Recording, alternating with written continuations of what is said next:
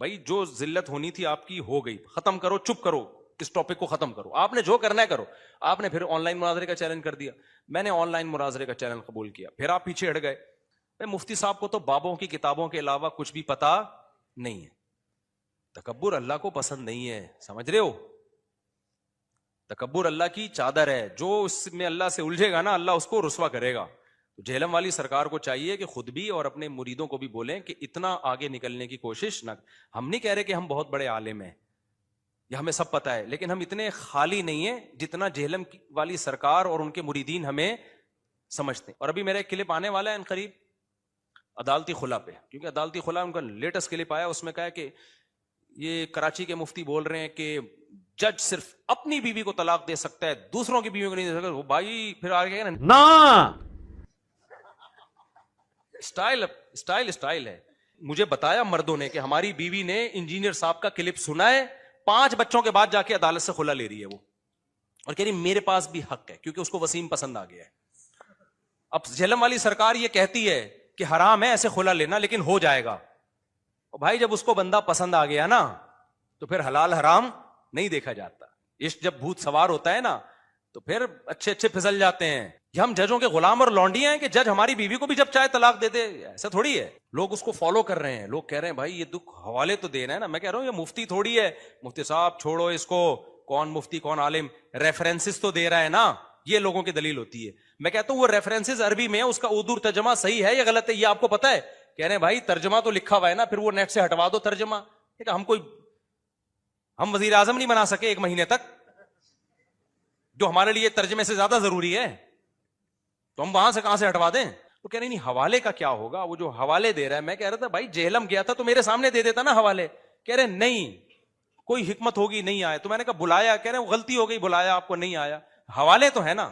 علمی میرے اعصاب اتنے مضبوط ہیں کہ یہ زمین و آسمان کے سارے مولوی مل کے مرے ہوئے زندہ سامنے آ جائیں. تمہارے مرے ہوئے بزرگ اور زندہ بزرگ ان کے سارے دلائل فیل ہو گئے جس بندے کے سامنے, اسے تیاری کرنے کی ضرورت نہیں ہے.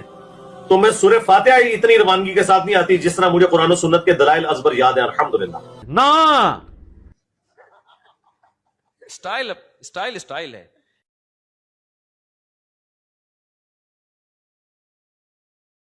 میں نے کلپ ریکارڈ کروا دیا ہے عدالتی خلا پر.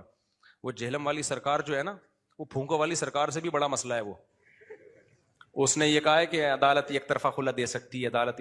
تو میں نے قرآن و سنت کی روشنی میں پورا جہلم والی سرکار کے بھی چلائے. فرسٹ ٹائم میں نے ایسا ریئیکشن کیا ہے, اور یہ میں نے جہلم والی سرکار ہی کی باتوں کی وجہ سے کیا ہے, کیونکہ جہلم والی سرکار جو ہے نا وہ کیا کر رہے ہیں, وہ تو اوٹ پٹانگ مسائل بتا ہی رہا ہے بیچارہ.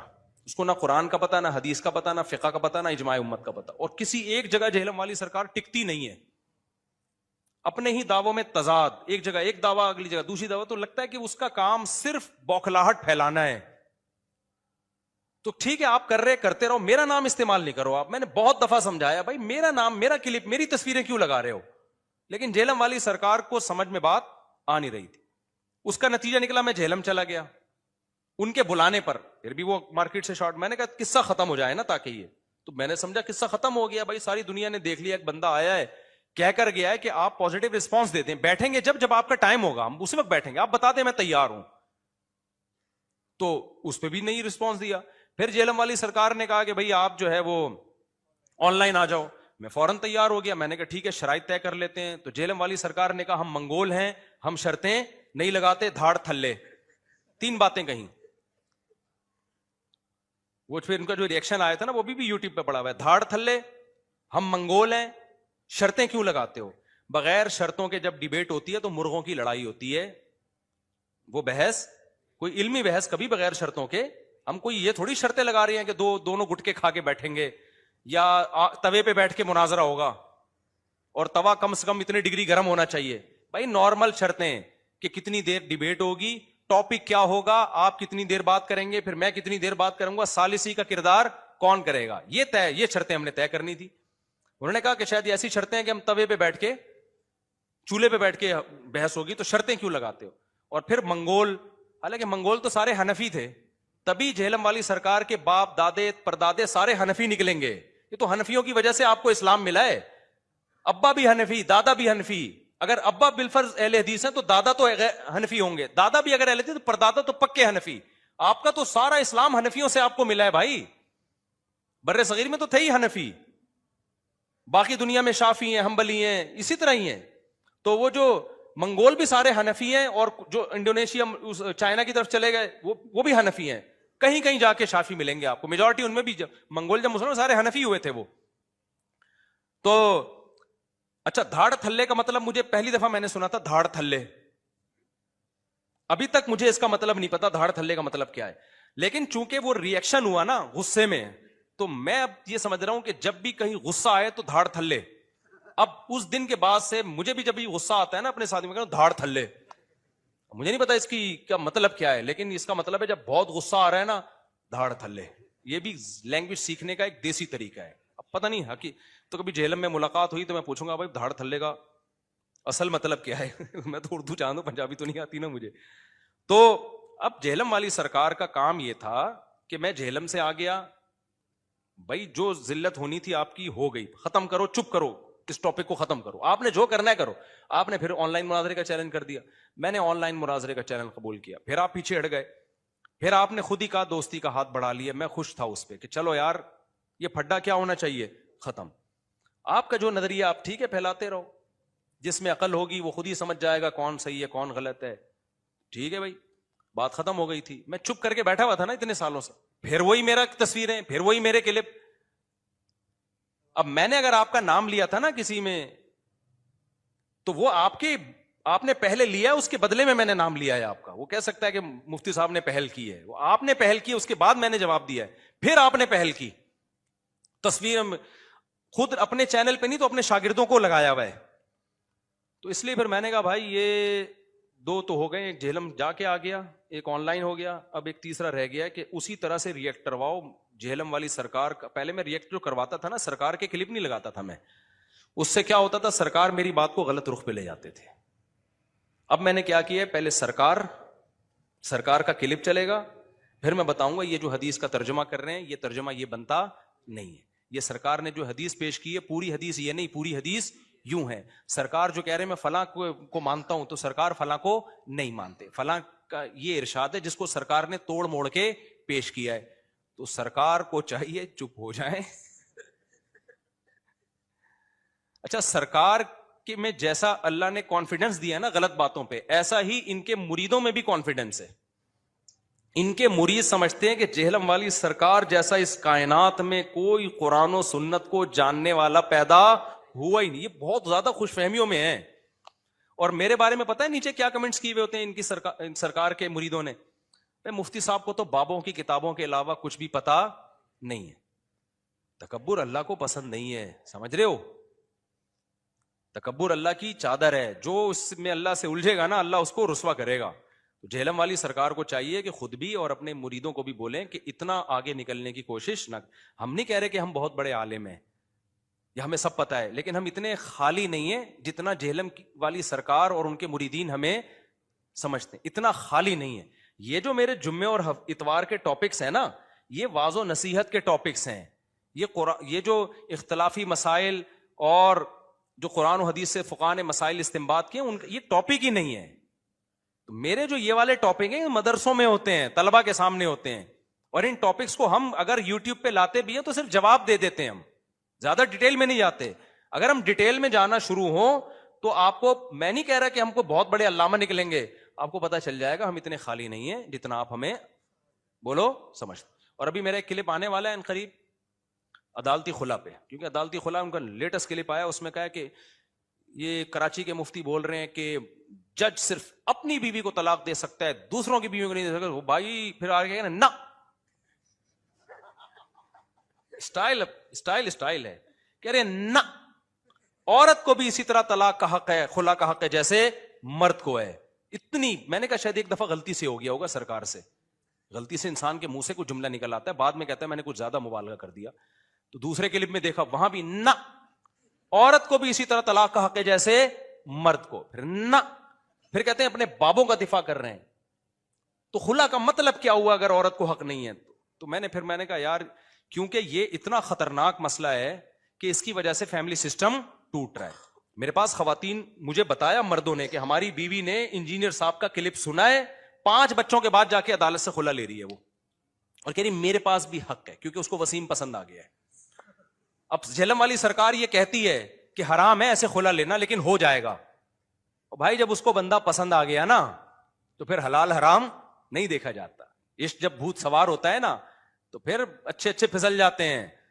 تو یہ تکلف کی کیا ضرورت ہے کہ گناہ ملے گا لیکن ہو جائے گا؟ بھائی ہوگا ہی نہیں, کیونکہ جس کی بیوی ہے وہ چھوڑے گا تو ہوگا, جج کی بیوی تھوڑی ہے.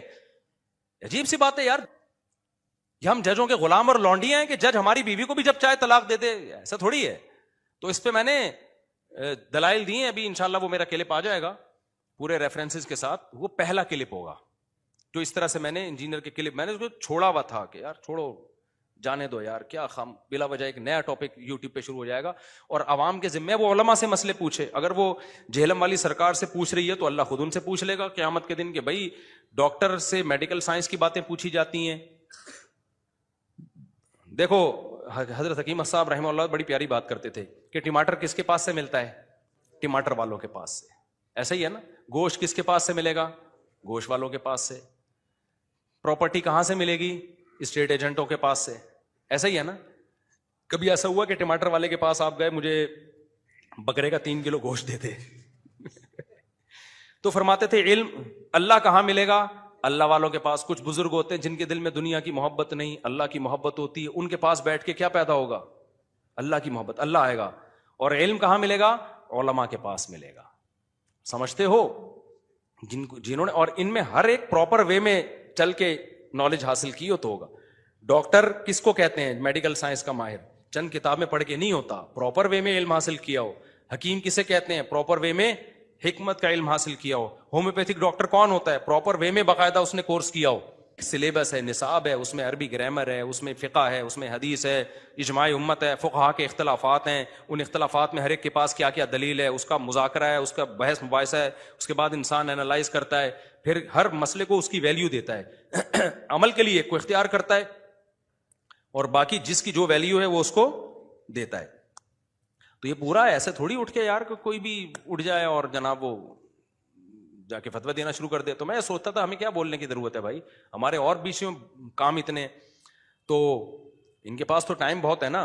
ایک ہفتہ یہی ایک ہی ٹاپک پہ تیاری ہوتی رہتی. میرے تو صبح جامعۃ الرحیم میں پڑھاتا ہوں میں, پھر اس کے علاوہ میرے بیانات جو اصلاحی بیان ہیں, لوگوں کو زنا سے روکنا, گھروں میں جو مسائل کھڑے ہو رہے ہیں, ہر طرح کے مسائل نا, 20 قسم کے لوگ صبح شام مسائل پوچھ رہے ہوتے ہیں. تو میرے پاس ٹائم کہاں تھا, لیکن بہت زیادہ ہو گیا. میں نے کہا یار اب یہ خلا میں بھی یہ مسئلہ کر دیا, اتنا بڑا مسئلہ, زنا کے دروازے آپ لوگوں کے لیے کھول رہے ہو, اور ایسا اجماعی مسئلہ جس میں کسی کا اختلاف ہی نہیں ہے, اس میں آپ لوگوں کو اتنا مس گائیڈ کر رہے ہو, اور عملی طور پر اس کی خرابیاں بھی سامنے آنا شروع ہو گئی ہیں. لوگ اس کو فالو کر رہے ہیں, لوگ کہہ رہے ہیں بھائی یہ دکھ حوالے تو دینا ہے نا. میں کہہ رہا ہوں یہ مفتی تھوڑی ہے, مفتی صاحب چھوڑو اس کو, کون مفتی کون عالم, ریفرنسز تو دے رہا ہے نا, یہ لوگوں کی دلیل ہوتی ہے. میں کہتا ہوں وہ ریفرنسز عربی میں ہے, اس کا اردو ترجمہ صحیح ہے یا غلط ہے یہ آپ کو پتا ہے؟ کہہ رہے ہیں بھائی ترجمہ تو لکھا ہوا ہے نا, پھر وہ نیٹ سے ہٹوا دو ترجمہ. ہم وزیر اعظم نہیں بنا سکے 1 مہینے تک, جو ہمارے لیے ترجمے سے زیادہ ضروری ہے, تو ہم وہاں سے کہاں سے ہٹوا دیں؟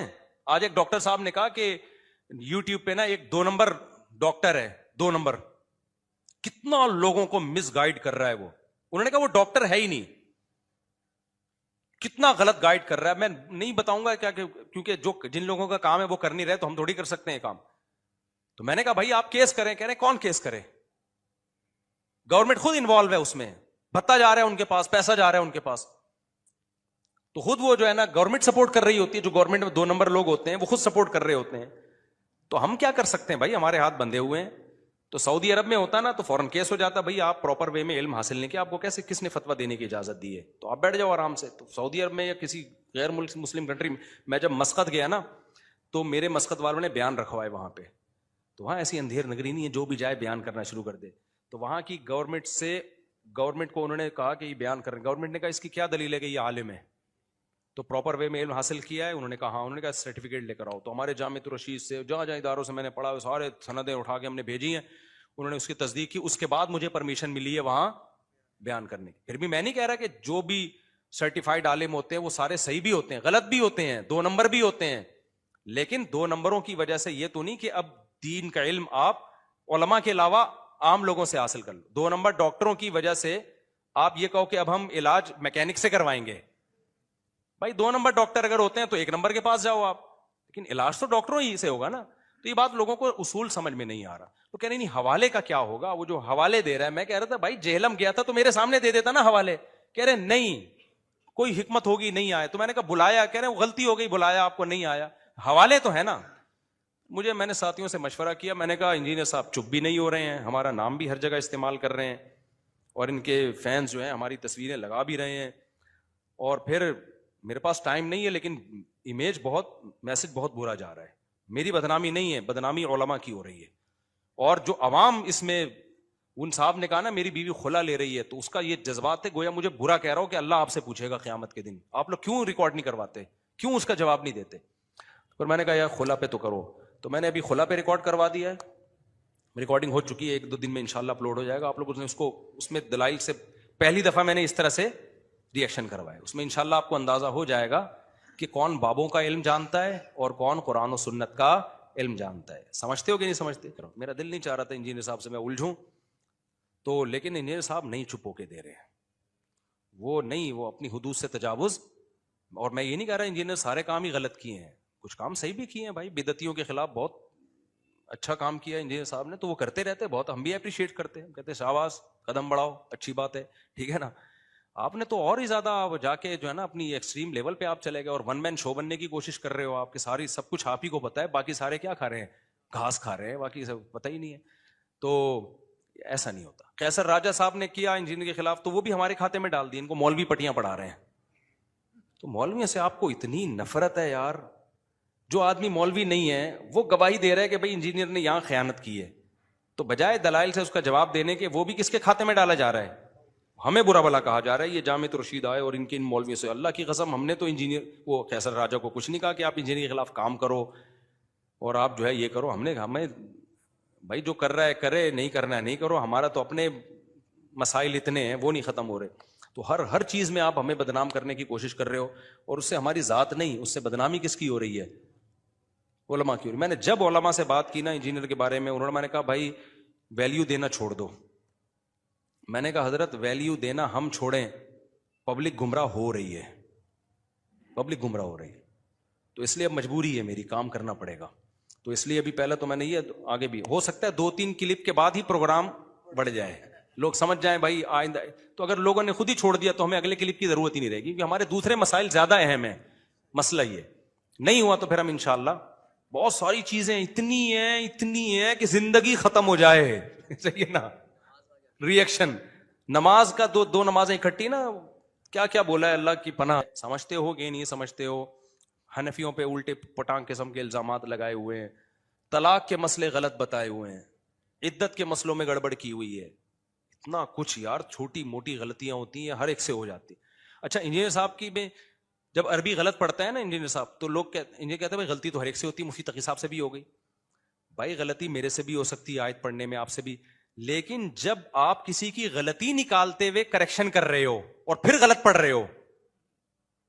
مثال کے طور پر ابھی انجینئر صاحب کا ایک کلپ آیا ہے کہ کتاب کا نام ہے المصنف لابن ابی شیبہ. یہ سنا ہے نا, یہ مجھے کلپ نکال کے دیں ذرا, کہاں ہے کلپ, کیا آیا ہے المصنف لابن ابی شیبہ. انجینئر صاحب بتا رہے ہیں لوگ اس کو غلط پڑھتے ہیں, صحیح ہے لابن ابی شیبہ. ابے بھائی ابن ابی شیبہ نہیں ہے, لبنی ابی, یہ الف سائلنٹ ہے, یہ حمزہ وصلیہ کہلاتا ہے, اس کو لکھا جاتا ہے پڑھا نہیں جاتا. یہ ایسا ہی ہے جیسے کوئی کہے بسم اللہ الرحمن الرحیم. اسم کا جو حمزہ ہے نا, جب شروع میں کوئی لفظ نہیں ہوگا تو اسم پڑھا جائے گا, جب شروع میں کوئی لفظ آ گیا تو یہ الف سائلنٹ ہو جائے گا, پڑھا نہیں جائے گا. کہیں لکھا جاتا ہے کہیں لکھا بھی نہیں جاتا, لیکن پڑھا نہیں جاتا. تو ایسے ہی ابن کا حمزہ یہ وصلیہ کہلاتا ہے, اس سے پہلے جب کوئی لفظ آ جائے تو یہ حمزہ غائب ہو جاتا ہے. تو انجینئر صاحب مجھ سے بھی غلطی ہو سکتی ہے, لی ابی شیبہ کہہ دوں میں, لیکن آپ کہہ رہے ہو فلاں لوگ غلط پڑھتے ہیں, مصنف لی شیبہ غلط پڑھتے ہیں, اصل لفظ ہے لی ابی شیبہ. جب آپ دوسرے کی کریکشن کر رہے ہو پھر تو صحیح پڑھو نا. اگلا کہے گا تو کون سا صحیح پڑھ رہا ہے بھائی, میں نے غلط پڑھا, تم بھی تو غلط پڑھ رہے ہو. لیکن انجینئر کو پتہ ہی نہیں ہے کہ یہ حمزہ وصلیہ اور قطعیہ میں کیا فرق ہے. صاف پتہ چلتا ہے, اس بیچارے کو نہیں پتا. تو یہ تو عربی گرامر کی بیس ہے, یہ تو پہلے سال ہی بچوں کو پتہ چل جاتا ہے کہ کون سا حمزہ پڑھا جاتا ہے اور کون سا گرا دیا جاتا ہے.